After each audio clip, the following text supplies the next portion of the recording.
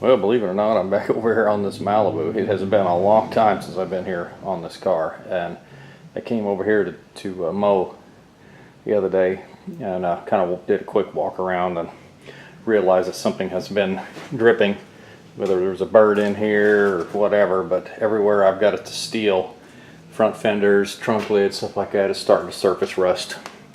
And some of it's dust, but some of it's actually starting to surface rust, and I knew better than to leave it like this, so I need to do another quick sand on. I need to finish the sanding on the roof and get on the doors, get the fenders out. Need to go get me some sealer, get some sealing done. But what I thought I'd do is I had a few minutes before I went to work.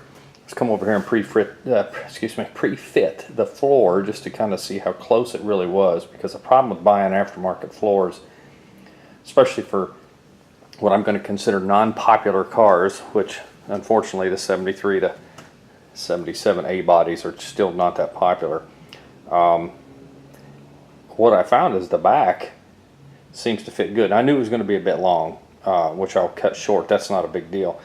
But what you have to watch in this instance is, I'll move this. I'll show you what I'm talking about. Is that right there? That is a seatbelt hole. And this does not have that. So I will either have to cut this around this and keep this because it doesn't appear to be rusted. I won't know until I clean this out a little bit more.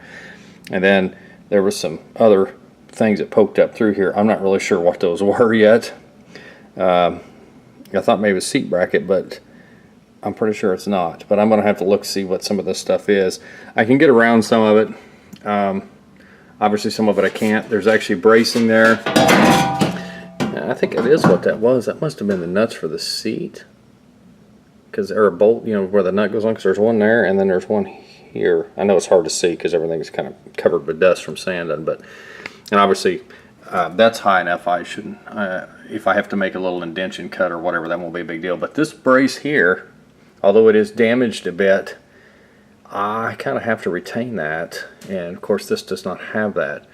I don't really want to take that clear out, but if it's just spot welded in, I may just drill those out and take that out completely, get the floor done, and then put that back in.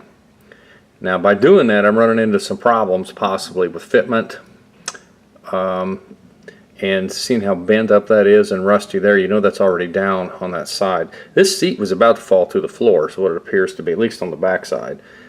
So I'm definitely going to have to make sure we don't have any more leakage when I get done with this. So that's just hanging there. Of course the exhaust is there, which isn't a big deal. This side has the fuel lines on it, if I'm not mistaken. The return and brake lines are on the other side. I know the return is. I'm not sure about, well, technically it's not return. It's the vapor return from the canister. It's going to be a return when it gets fuel injected. But there's fuel lines on this side too, on this rail.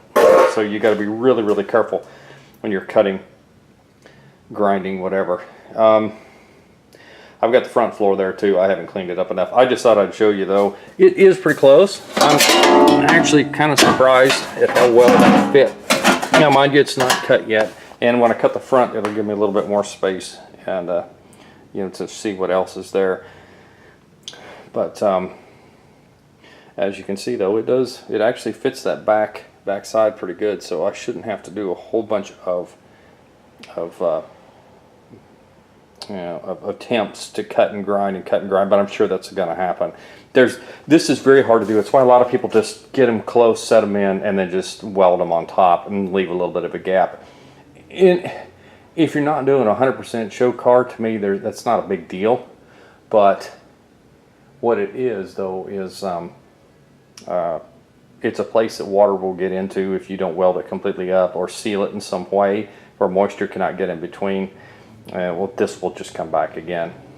You know, I know it's been a while since I've been over here. I'm looking at the wall over there. See that brown streak next to that, between the steering wheel and that stud? That's that's termites. Let's see. I'm gonna have to do some some work here. That's what happens when you walk away from something and start another project and not finish the one you started on. So it's my own fault.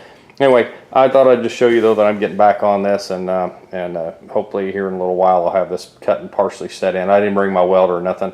I don't really want to leave it over here, and because I have to work the next couple of nights, I'm not gonna have time to mess with it. Got a lot going on this weekend, so we'll just kind of see how it goes. Well, I got that brace out, and it was no fun, but you know, what do you expect? Bottom of it's pretty bad shape, so what I'll probably end up having to do is, this is bad, and I'm not sure what I can actually do about that. This is what's important. This section here definitely is important, because that actually is what holds the seat in on the, you know, on the inside there in the back. So I'm definitely going to have to cut that piece out and replace it, and weld a bolt at the bottom so that it won't you know, won't be loose. You know, when you try to tighten it up, because it doesn't go all the way through the bottom, it only goes, it's actually welded to this brace. I doubt I can find one of these braces, and if I can, it's probably not in much better shape. I'll probably look around just to see, but you know, the other side's fine.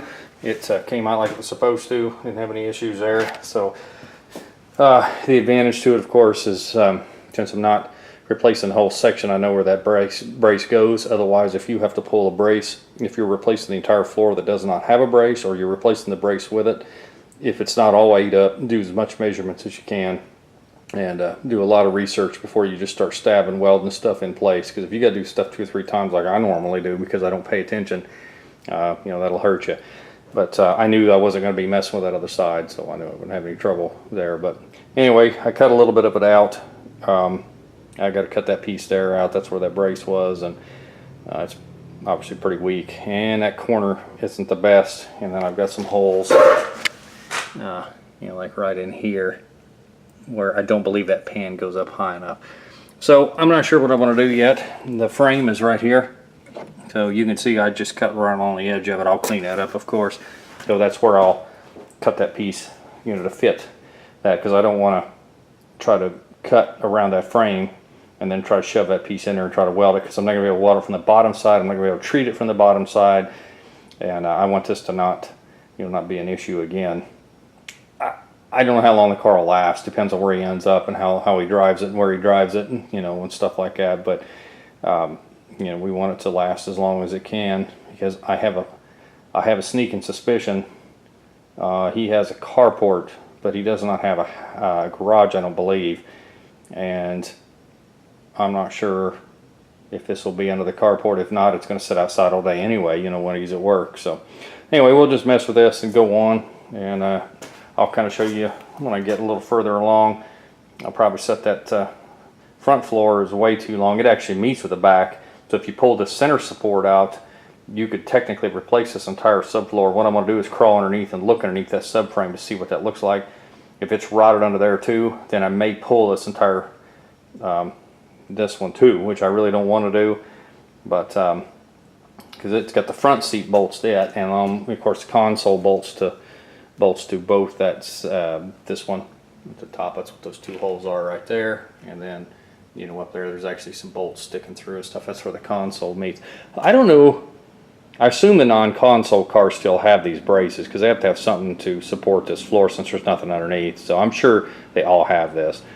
But so I got to get a door for my car eventually. I know there's one at a salvage. I don't know how good it is, but the car's sitting there with no rear axles laying on the ground, so I may be able to you know, get in there and get it. So we'll see. But yeah, that's my alarm telling me I got to go to work. So anyway, we'll get with you next time.